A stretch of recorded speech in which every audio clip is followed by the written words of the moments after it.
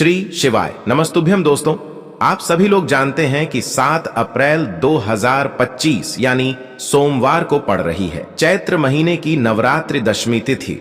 और दोस्तों, यह वह तिथि है जो चैत्र महीने में पड़ने वाली सबसे बड़ी तिथि है, क्योंकि यह सोमवार के दिन पड़ रही है और इसका बहुत ही बड़ा और विशेष महत्व होता है। पूज्य गुरु जी ने कहा है, अगर कभी भी मौका लग जाए और चैत्र महीने की दशमी तिथि सोमवार को पड़ जाए तो आप लोगों को 11 चावल के दाने का उपाय तो अवश्य ही करना चाहिए।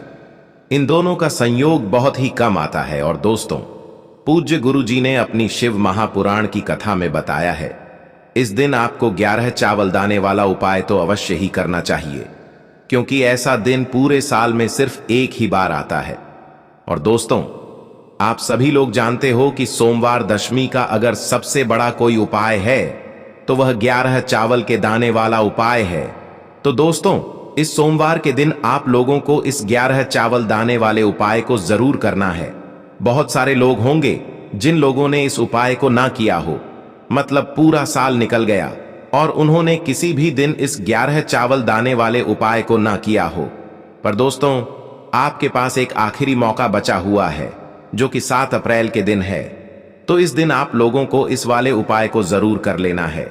भले ही आपने पूरे साल भर इस उपाय को ना किया हो, पर अगर आपने इस चैत्र महीने के दशमी के दिन अगर इस वाले उपाय को कर लिया तो आपको इस उपाय को करने का वह फल मिलेगा जिसकी आपने कभी कल्पना भी नहीं करी होगी। इसीलिए आप लोग इस वाले उपाय को एक बार जरूर कर लेना, ताकि आप लोगों के हाथ से यह मौका ना जा सके और आपको इस उपाय को करने का फल मिल सके।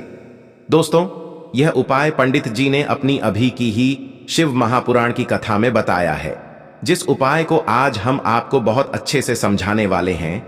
इस वीडियो को देखने के बाद इस उपाय को समझने के लिए आपको कोई और वीडियो को देखने की जरूरत नहीं पड़ेगी। तो चलिए दोस्तों, उपाय को शुरू करते हैं। देखिए, यह इस चैत्र महीने के सोमवार के दिन यह इतना खास होता है, इतना महत्वपूर्ण होता है। देखा गया है कभी कभी बड़े बड़े पूजा पाठ अनुष्ठान से जो मनोकामना पूर्ण नहीं होते, वह इस चैत्र महीने के दशमी के दिन एक छोटे से उपाय करने से ही आपकी मनोकामना पूर्ण हो जाती है। और बहुत सारे लोगों ने इस उपाय को किया भी है और उनको इस उपाय को करने का फल भी जरूर मिला है। अगर आप लोग भी इस उपाय को सोमवार दशमी के दिन करना चाहते हैं तो आप इस उपाय को पहले अच्छे से समझ लेना, सुन लेना, उसके बाद करना। आपको इस उपाय का फल जरूर मिलेगा। और इस उपाय को कर लेने से आपके घर में चाहे किसी भी प्रकार की दुख और समस्या क्यों ना चल रही हो, आपको उसका कारण भी नहीं पता है कि भाई यह समस्या किस कारण से चल रही है। उसका कुछ भी कारण हो सकता है, जैसे पितृदोष हो सकता है या किसी भी तरह का मंगल दोष भी हो सकता है। तो इस दिन आप लोगों को यह वाला उपाय कर लेना है। यह एक ऐसा उपाय है जिस उपाय को अगर किसी विशेष दिन पर किया जाए तो भाई उस विशेष दिन का जो है वह तो हमें मिलता ही मिलता है। पर हमने उस दिन पर इस उपाय को किया है तो हमें उससे भी बड़ा फल मिलता है, और फल बहुत जल्दी मिलता है, क्योंकि आप इस उपाय को बहुत ही बड़े और विशेष दिन पर कर रहे हो। तो चलिए अब उपाय के बारे में बात करते हैं। लेकिन उससे पहले आप लोगों को यह जानना आवश्यक है कि आखिर यह उपाय किस समय करना है, किसको करना है और कैसे करना है। तो चलिए हम आगे आपको वीडियो में एक एक करके बता देते हैं। लेकिन उससे पहले अगर आप लोग हमारे चैनल पर नए हैं तो हमारे चैनल को सब्सक्राइब कर लेना और इस वीडियो को लाइक करके कमेंट बॉक्स में श्री शिवाय नमस्तुभ्यम ओम नमः शिवाय जरूर टाइप कर देना। और अपने फायदे के लिए, गरीबी दूर करने के लिए इस वीडियो को पूरा देख कर जाना, तभी आपको लाभ की प्राप्ति होगी। यदि आज आपने वीडियो को बीच बीच में से देखा, काट काट कर देखा, तो आपको जीवन में कभी सफलता हासिल भी नहीं होगी। तो दोस्तों, इस 11 चावल के दाने वाले उपाय को हमें इस चैत्र नवरात्रि दशमी के दिन कैसे करना है, किसको करना है, किस समय करना है और कहां पर करना है, यह सारे सवालों के जवाब आपको इस वीडियो में मिल जाएंगे। और जो यह वीडियो देखेगा भाई, उसको 11 चावल के दाने वाला उपाय जरूर करना चाहिए, क्योंकि इस दिन एक चावल के दाने का भी बहुत ही बड़ा और विशेष महत्व होता है। और जब बात आ जाए 11 चावल के दाने की, तो यह सोने पर सुहागा वाली बात हो जाती है और यह एक बहुत ही बड़ा उपाय हो जाता है इस सोमवार दशमी तिथि का। तो अब दोस्तों इस 11 चावल के दाने वाले उपाय को आखिर करना किसको है? सबसे पहले हम लोग वह बात जान लेते हैं। तो देखो, घर की जो बड़ी माताएं बहनें होती हैं, उन माताओं बहनों में से कोई भी एक बड़ी माता बहन इस वाले उपाय को कर सकती है। और दोस्तों, अगर आप चाहें तो अपने घर में से सभी सदस्यों को भी इस उपाय को करवा सकते हैं। अगर किसी व्यक्ति की खुद की कोई मनोकामना है, खुद की कोई दुख और परेशानी है जो कि वह अपने लिए ही करना चाहता है, इस वाले उपाय को तो वह खुद अपने लिए भी कर सकता है। बाकी अगर कोई घर में से ऐसा है जो कि अपने पूरे घर परिवार की सुख और शांति के लिए यह वाला उपाय करना चाहता है, तो भाई वह भी कर सकता है। उसमें भी कोई दिक्कत वाली बात नहीं है। कहने का मतलब यह है कि इस उपाय को हर एक सदस्य भी कर सकता है और पूरे घर परिवार के सदस्य के लिए घर की बड़ी माताओं बहनों में से कोई एक माता बहन भी कर सकती है। माताएं बहनें अगर घर में उपस्थित ना हो या वह यह वाला उपाय ना कर पा रही हो, तो फिर घर का कोई बड़ा सदस्य भी इस 11 चावल के दाने वाले उपाय को कर सकता है, चाहे फिर वह पुरुष ही क्यों ना हो। उसमें कोई भी दिक्कत वाली बात नहीं है। अब दोस्तों, इस 11 चावल के दाने वाले उपाय को हमें करना कहां पर है? हमें इसे शिव जी के मंदिर में जाकर करना है। बहुत सारे लोग प्रश्न करते हैं, हर एक उपाय को करते समय क्या हम इस उपाय को घर पर कर सकते हैं? तो इस वाले उपाय को आप घर पर नहीं कर सकते हो। इस वाले उपाय को करने के लिए आपको शिव जी के मंदिर ही जाना पड़ी रहेगा। उसके बाद में दोस्तों जो अगला प्रश्न निकल कर आता है वो यह आता है इस उपाय को लेकर कि आखिर इस उपाय को हमें किस समय करना है, सुबह के समय करना है कि शाम के समय करना है? तो देखो, इस वाले उपाय को आप लोग सुबह के समय भी कर सकते हो और शाम के समय प्रदोष काल में भी कर सकते हो। अब अगर आप पूछो कि भाई सबसे उत्तम समय कौन सा रहेगा इस 11 चावल के दाने वाले उपाय को करने का, तो हम आपसे बस यही कहेंगे कि इस उपाय को आप सुबह के समय करेंगे तो ज्यादा बेहतर होगा। बाकी अगर प्रदोष काल शाम के समय भी करेंगे तो भी अच्छा होगा, उसमें कोई भी दिक्कत वाली बात नहीं है। तो अब दोस्तों, जो अगली सबसे बड़ी और महत्वपूर्ण बात आती है वह यह आती है कि सुबह अगर हम उपाय को करेंगे तो हमें कितने बजे से लेकर कितने बजे तक के बीच में करना है, और शाम के समय प्रदोष काल में करेंगे तो हमें कितने बजे से लेकर कितने बजे के बीच में करना है। तो देखो, सुबह जितनी जल्दी हो सके आप उपाय को करने की कोशिश करना। बाकी अगर किसी कारणवश लेट भी हो जाओ, थोड़ी देर भी हो जाए, तो 10 या 11 बजे तक भी आप उपाय कर लेना, पर 12 बजे से ज्यादा देरी ना हो, ठीक है? इस बात का ध्यान रखना। उसके बाद में दोस्तों, अगर शाम के समय प्रदोष काल की बात करें, प्रदोष काल का जो समय होता है वह शाम के 6 बजे से शुरू हो जाता है। मतलब शाम के 6 बजे से लेकर 7 बजे के बीच का जो समय होता है, यह समय प्रदोष काल का समय होता है।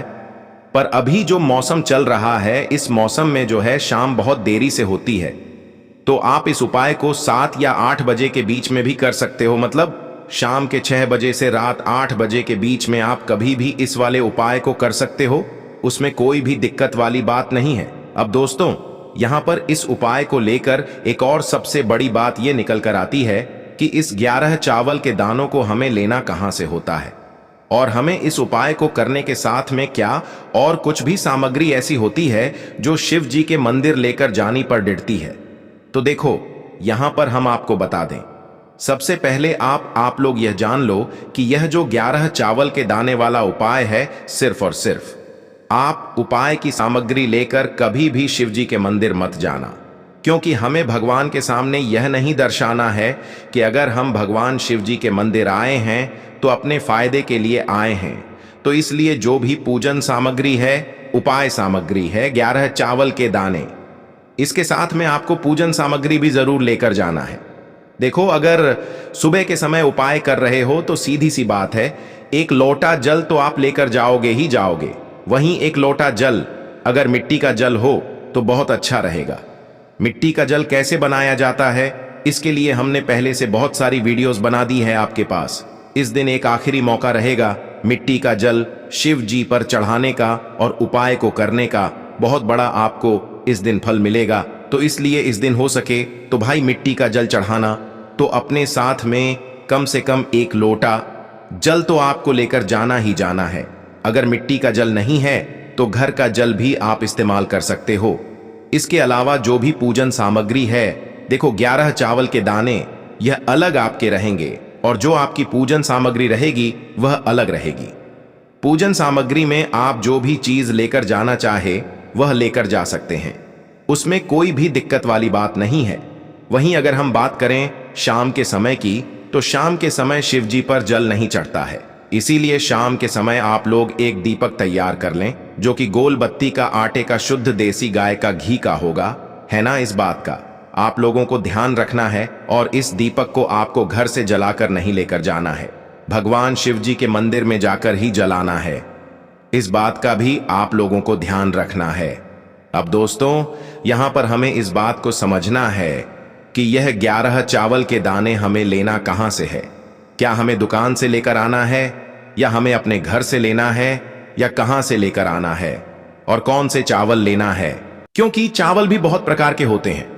तो देखो, इन सभी सवालों के जवाब आप लोग एक बात में सुन लो कि भाई ये जो उपाय है, इस उपाय में आपको यह नहीं देखना है कि भाई कौन से चावल है कौन से चावल नहीं है। बस जो भी चावल ले रहे हो वह चावल का दाना सबूत होना चाहिए, मतलब साबुत होना चाहिए, टूटा हुआ नहीं होना चाहिए, कटा पिटा नहीं होना चाहिए। ये बात आपको ध्यान रखना है। बाकी आपका चावल बासमती हो या सादा चावल हो या कोई सा भी चावल हो, उसमें कोई भी दिक्कत वाली बात नहीं है। तो सीधी सी बात है कि आपके घर के रसोई घर में जहां पर आप भोजन बनाते हो, वहां पर जो भी चावल आपके उपस्थित हो, उन चावलों में से अपनी एक कटोरी भर लेना या एक मुट्ठी चावल अलग से निकाल कर रख लेना, क्योंकि हम 11 चावल ही यहां पर इस उपाय में लेने वाले हैं, तो हमें यह चावल के दाने गिनकर निकालने पर डरेंगे।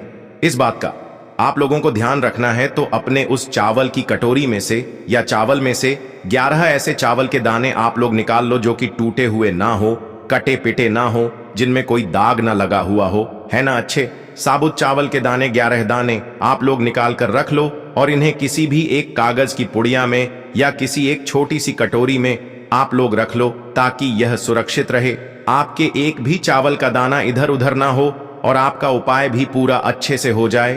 तो भाई जैसे ही आपका उपाय की जो सामग्री है 11 चावल के दाने यह तैयार हो जाते हैं, उसके बाद मैं आपको जो भी अपनी पूजन सामग्री है सुबह के समय कर रहे हो, तो एक लोटा जल या पूजन सामग्री जो लेकर जाना चाहो उसकी भी तैयारी कर लेना। और शाम के समय जा रहे हो तो भाई अपना जो दीपक है उसे तैयार कर लेना, ठीक है। और उपाय को करते समय शुद्धता का विशेष रूप से ध्यान रखना, ठीक है। सुबह सुबह स्नान करने के बाद ही उपाय को करने की आप लोग तैयारी करना। उसके बाद अगर शाम के समय की बात करें तो शाम के समय आपको स्नान करने की जरूरत नहीं है, पर शुद्धता का ध्यान रखना है। आपको स्नान तो नहीं करेंगे, आप हाथ मुंह धोकर भी इस वाले उपाय को शाम के समय प्रदोष काल में कर सकते हैं, इसमें कोई दिक्कत वाली बात नहीं है। तो आप अपने उपाय की पूरी सामग्री तैयार करके आपके पास ही में जो आपका शिव मंदिर हो वहां पर पहुंच जाइए। सबसे पहले शिव मंदिर में जाकर आप लोगों को उपाय नहीं करना है, पहले भगवान के दर्शन करना है, भगवान से आशीर्वाद प्राप्त करना है, फिर शिव जी के शिवलिंग के पास में आना है। शिवलिंग के पास में आने के बाद आप जो पूजन सामग्री लेकर आए हुए हैं, जैसे कि सुबह गए हुए होंगे तो एक लोटा जल और जो भी पूजन सामग्री लेकर आए हैं आप उनसे भगवान शिव जी की पूजन कीजिए। सबसे पहले तो एक लोटा जल ही चढ़ेगा, उसके बाद में आपकी पूजन सामग्री चढ़ेगी। उसके बाद में अगर दोस्तों शाम के समय अगर आप इस उपाय को कर रहे हो तो अपने साथ में कम से कम एक जो दीपक है गोल बाती का जो आप अपने साथ में लेकर गए हो, उस दीपक को मंदिर में जाकर अपनी माचिस से जलाना है और उस दीपक को शिवलिंग के पास में रखना है, ठीक है। इस दीपक को रखने के बाद ही आप लोगों को अपना यह वाला उपाय शुरू करना है और दीपक को ज्यादा पास में मत रखना। वैसे भी गर्मी पड़ रही है, भगवान शिव जी को आंच नहीं लगनी चाहिए, है ना। तो भाई जैसे ही आपकी पूजा अर्चना हो जाती है, आप भगवान शिव जी को प्रसन्न कर लेते हैं, उसके बाद में शिवलिंग के पास ही में आप कहीं पर बैठ जाइए, सामने या आसपास जिस जगह पर आपको बैठना हो वहां पर बैठ जाइए और अपने वह 11 चावल के दाने अपने सामने निकाल कर रख लीजिए, क्योंकि अब यहां पर उपाय को यहां पर करने की आपको तैयारी करना है।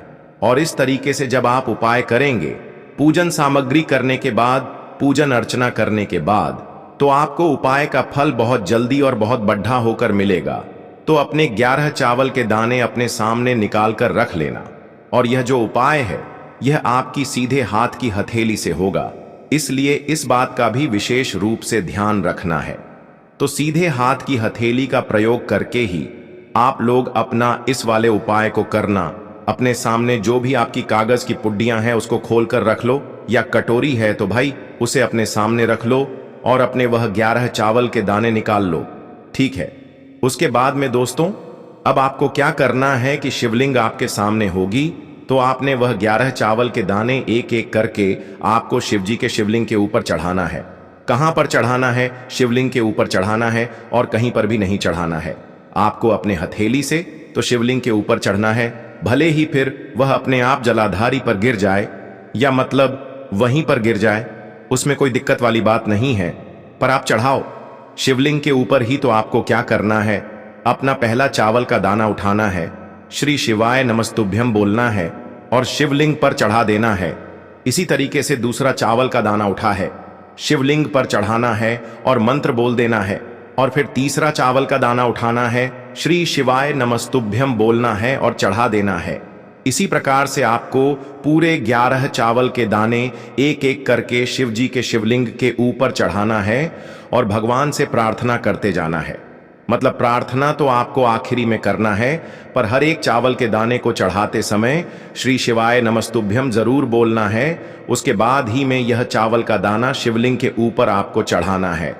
जैसे ही आपके 11 चावल के दाने शिवलिंग के ऊपर 4 हैंच जाते हैं तो भाई उसके बाद में आपको क्या करना है, भगवान से अपनी मनोकामना बोलना है।